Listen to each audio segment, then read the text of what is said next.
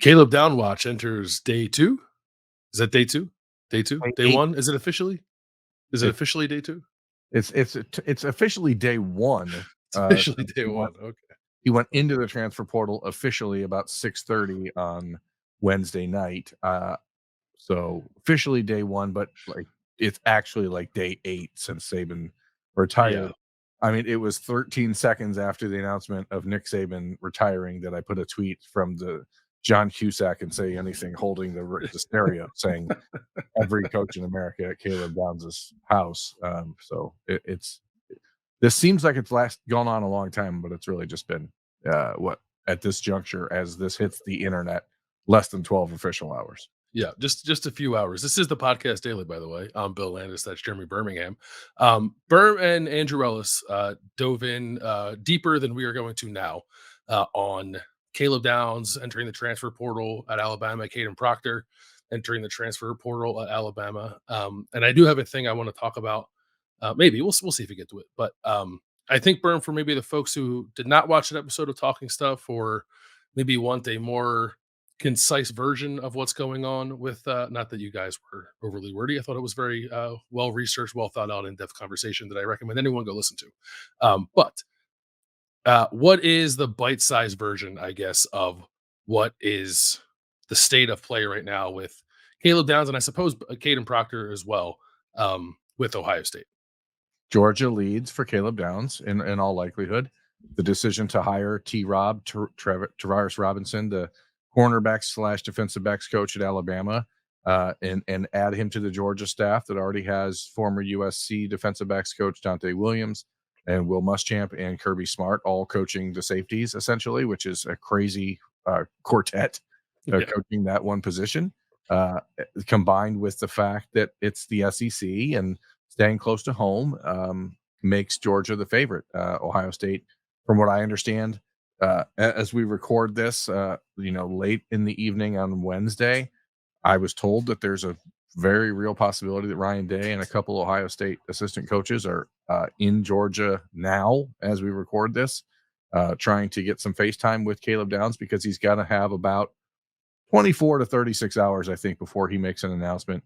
So the Buckeyes have a very limited window to win the day. As of Monday, when we talked about Caleb Downs when we were at Roosters, the one thing that was in play was Travaris Robinson maybe going back to Alabama, and so we weren't sure if he was going to enter the portal or not.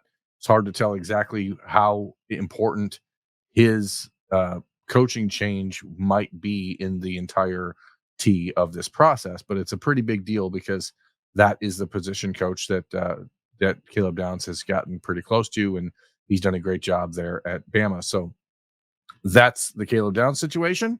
Ohio State's being very aggressive. They are going to make Georgia be on their heels when it comes to NIL. Is what I'm told. And with Kadyn Proctor, who is the number 1 ranked offensive tackle in the country in the class of the 2023, those people who just played their true freshman season, I think it's probably going to be that he's going to go back home and go to Iowa, which I think people will scoff at. But there were rumors about him being homesick before even Nick Saban retired, and there was some discussion about him transferring after the Rose Bowl happened. And then a week later, Nick Saban retires, and here we are. I mean, say what you will about Iowa, they do a decent job with offensive linemen, and it's home. So, like, that wouldn't shock me. It is funny. So the new athletic director, Ross Bjork, was introduced on Wednesday, and Ryan Day was there, and he got out of there rather quickly, out of the Cavelli Center. And I don't know. Part of that is probably because he didn't want to be hounded by media asking him questions, and he got about 3 of them before he darted out of there. But now it makes more sense. I guess he maybe had a bus to catch to get down to Georgia. No, they don't travel by bus. They probably travel by airplane. They probably travel by airplane. But that's interesting that they're I expected them to certainly be aggressive. Like, I think we knew that they were aggressive the first time around trying to get Caleb Downs to come to Ohio State. Why would it be any different this time around with this opportunity that no one kind of saw coming? You made an interesting point, I thought, on Talking Stuff, and maybe this will just turn into a talking stuff discussion, I guess. What was that, like the Talking Dead? They had the Walking Dead and then the Talking Dead. This is going to be the version of Talking Stuff. It's just talking sluff. Talking stuff. about like, and it's not necessarily an either or proposition. I don't think for Ohio State. I don't think they can get both these guys. Are going to go get both of them. But which of them should be their priority in terms of like what Ohio State needs? And you argued, I think, on behalf of the offensive tackle, Kaden Proctor, the starting left tackle, right, for Alabama for this season as a true freshman. Um, and I'm like kind of there with you, but I don't know. Like, does that make Ohio State fans like scream at the computer screen or their car radio, wherever they're listening to this, or is there? I wonder, like, how much of an understanding there is about what is a more glaring need in a hypothetical situation, I guess, where Ohio State's only able to land one of these guys. Kaden Proctor feels like a much bigger deal to me. And like Caleb Downs, I think might be the best safety in college football. I'm not saying he's a bad player, and you're going to have him for 2 years, whoever gets him. But Ohio State, I think, is in desperate need of an upgrade at tackle, offensive tackle, and Kaden Proctor would represent that. So I find myself much more interested in that proposition than I do the Caleb Downs proposition. Although I am quite interested in both of them.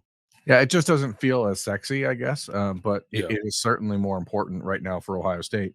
As the safety position, despite the fact that there is a hole for Ohio State, you've got Lathan Ransom coming back, and then you've got some question marks about who else can play there, especially if Sonny Styles were to move to linebacker, which I guess ultimately to me, one of the biggest reasons that Caleb Downs might be ahead of Kadyn Proctor in that discussion is because it allows you to move Sonny Styles to linebacker, which I yeah. think changes the defense in a bigger way than just adding maybe the best safety in the country.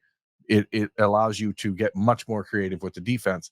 Um, but there's just no doubt about it. If you look at this existing roster, what Ohio State has going into 2024, if there's one spot you look at and you say, well, this is now the area where maybe you don't win a national championship, it is the offensive line, and it is specifically left tackle. So whether I don't know if Josh Simmons will move to left tackle. I think there's a possibility that happens, and maybe that's an upgrade for Ohio State internally, and it allows you to play Luke Montgomery or Tegra Shabola at right tackle if you think that Josh Fryer needs to move back inside, which I believe we both think that he does. Uh, Bottom line, Kaden Proctor started every game at Alabama as a true freshman, and that's exceedingly rare, Mhm. especially for an offensive lineman, especially for an offensive tackle.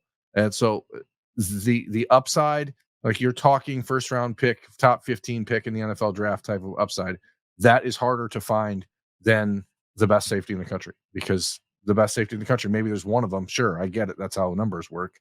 But like you can adequately replace a player like Caleb Downs, and you can scheme around a player like you. That's one piece of an 11-man defense. When you're talking one piece of a 5-man offensive line, it's a much different thing. Yeah. Um, all right. So we can leave that there, I guess. And I like, again, go listen to Talking Stuff if you haven't already, because there's much more substantive and longer conversation about Caleb Downs and Kaden Proctor in that episode that Berm and Andrew did.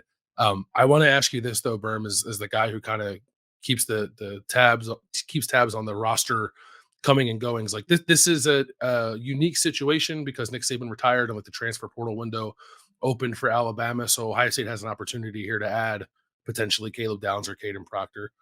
Sh- Aside from those two, are we thinking that the portal action is going to be on hold until after spring practice? Certainly, you could assess more needs just as Ohio State did last year when it added Josh Simmons after spring ball. But are you of the mind now that there could be other potential dominoes to fall, via adding transfers before spring practice, or do you think, aside from this special Alabama situation, that we won't see anything until after spring ball?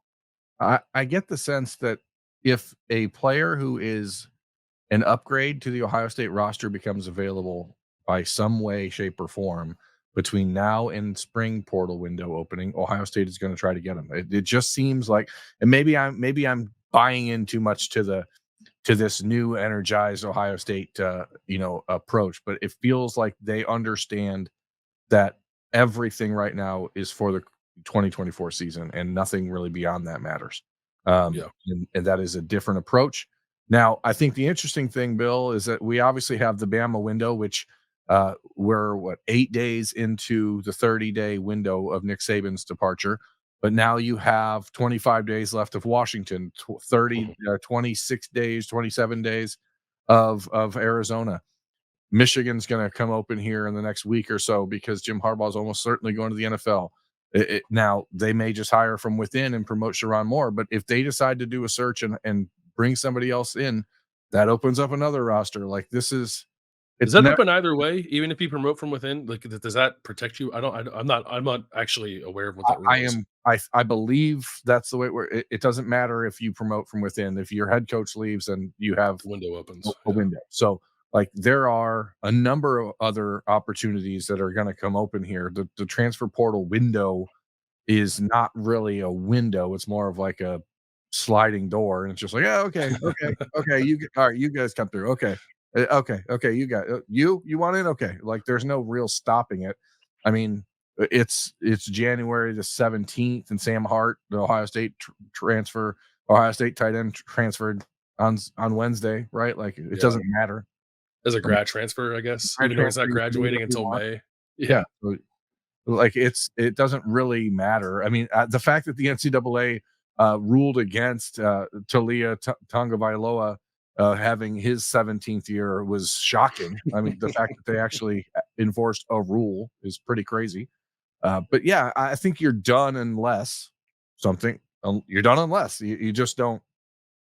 You don't know. I mean, winter workouts started on Tuesday, so there are now, gears are spinning and they're getting ready for that next push. But when players like Kaden Proctor enter the transfer portal, you better look. And I think Ohio State would have loved for less obvious offensive tackle things to happen, like anyone else on Bama's roster that wasn't almost lockstep to go to Iowa.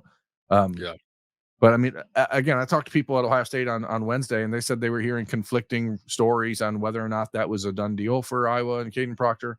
So we'll see. I mean, anything can happen at this point. The NIL game has changed things so dramatically that even if a kid enters the portal with a very solid idea of where he wants to go, which is at this point nearly 90% of the time, all you need to have is that one conversation. And if you're a place like Ohio State that's deciding to get aggressive, then now you have a door opener no matter what. Yeah, usually that one conversation is like with Miami. But yeah, if it's a place like Ohio State that's doing it, that carries a little bit more cachet, I think, and changes the game. I did have a yeah, cash, yeah, cash. CASH hyphen A. Um, I had a question I wanted to ask you about the roster because we've been talking a lot about portal additions and hypothetical portal additions. A lot of talk about like the impact of all these guys who decided they wanted to return, who could have gone off to the NFL, and all that warrants robust conversation. All that's really exciting. All that's really important. Um, but we have like not. There's a large chunk of the roster then we end up just like not talking about that I feel like gets forgotten.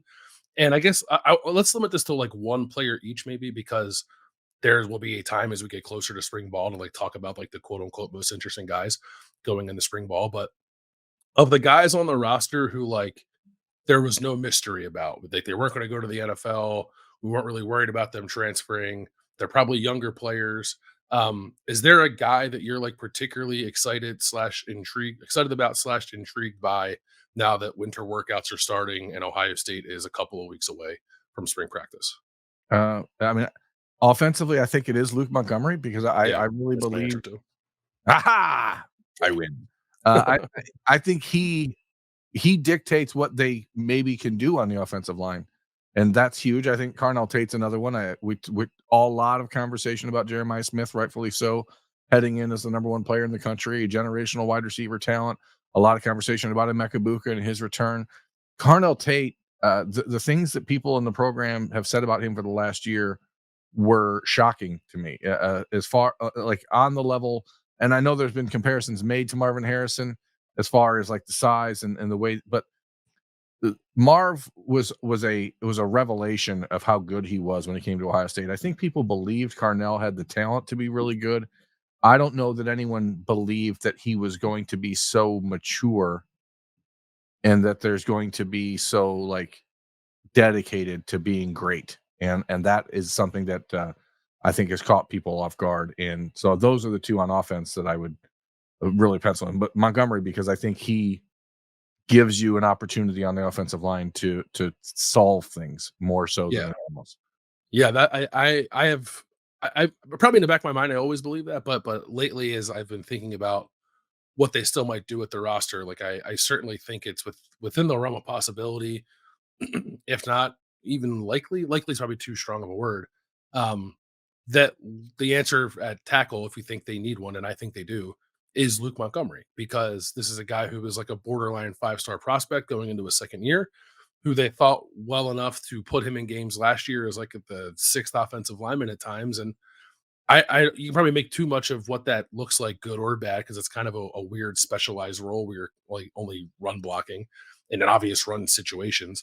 Um, but the mere fact that they felt comfortable putting a true freshman on the field in those situations, I think, speaks highly of where Luke was in his development. And there's no reason to think that he can't take multiple steps forward this offseason. And I also think that the opportunity to perhaps start as a sophomore feeds into that, and probably makes him obviously hungry and perhaps even better. So um, I think he is like among the most important players on the roster right now, because it would be great if you just had an in-house solution to what I think is a glaring issue that they didn't have last year, Yeah. and they had to go into the portal to get Josh Simmons. And I think in the end that ended up working out okay. And it's not to say that if they had to do the same thing again this year that it couldn't work out okay too, but that's never the plan at a place like Ohio State. And I think um, Luke Montgomery can kind of help Ohio State stay on the path that it designed, that it intends to be on most off seasons. If he has a good winter and a good spring here and shows that he's ready to be a starting offensive lineman. So he was my answer to that question too. The reason I asked you that is because I wanted to tee up myself to talk about Luke Montgomery, and then you stole him out from under me. That's magic. Yeah. Okay, so on defense, who's your guy? I'll give you the first crack at it so you can steal my guy. I appreciate that. Let's see, like I think there are like obvious ones, and I won't say them. I'll in case that's one of yours. I'll go maybe a little farther off the radar, and this is not the most glaring issue for Ohio State. It's not really even an issue at all. But I do wonder about like the depth of the nickel position, and like guys who are like Jordan Hancock. Because I know like Sonny Styles can obviously play nickel too, but that's a different kind of guy. I'm talking about guys who are like Jordan Hancock, like corners, so you can play at that position. And I found myself wondering about Lorenzo Styles Jr., who's a really good athlete. Obviously, played offense at Notre Dame. I thought was like a physical defender in high school. Clearly has the coverage skills to play corner, but also has, I think, size to be effective at that position. And I'm wondering if, like, in a world where they're pretty well set at corner with what they have coming back, and like Jermaine Matthews continuing to emerge, and even the freshmen that they signed in this coming recruiting class, if that nickel position might be a spot where Lorenzo Styles could start to make his bones a little bit, and then perhaps position himself maybe to take over there for Jordan Hancock after this season. And that's not based on any like conversations with anybody. That's more just my own curiosity. But he was a guy that kind of jumped out at me as I was looking at returning defensive players. I think the funny thing about nickel is that we all internally like assume it should be a smaller guy, right? And Mhm. I would love to see Aaron Scott working in that spot behind Jordan Hancock in his freshman season, just to give him the opportunity to learn it, because it's going to make him a better player down the road, even though he is 100% an outside corner down the road. But Aaron's track to the field has been changed a little bit, because I think everyone assumed Denzel and then Jordan middle way through the season were going to be gone.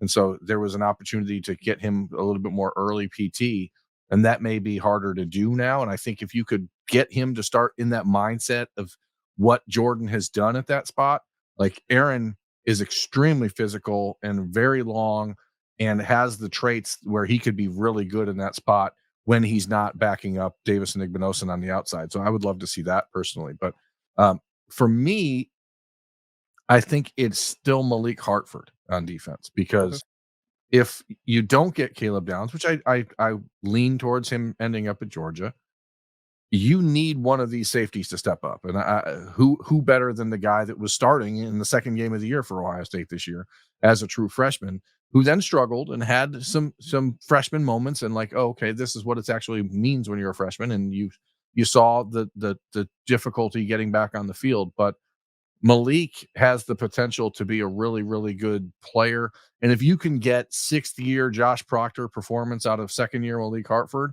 then it is a win for Ohio State. And I think that that's where you have to like sort of be looking for someone to just really emerge. And I would actually be interested in whether or not Ohio State just because with Jihad Carter, the way that last season went for him, we don't know what you have out of Jaden Bonsu because of injury.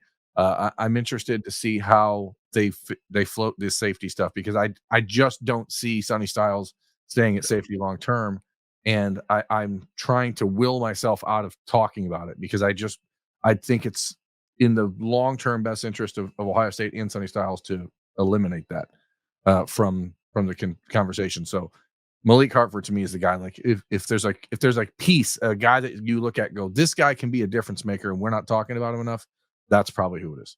Yeah, that's a really good one because obviously he's positioned to be a starter as well, and it's sort of like the one unknown in the defense with everything they have coming back is like, I guess like the second linebacker spot and then the free safety spot. How good can that be? And Malik Hartford obviously will go a long way in determining that. All right, I have a question, you okay? Hit me.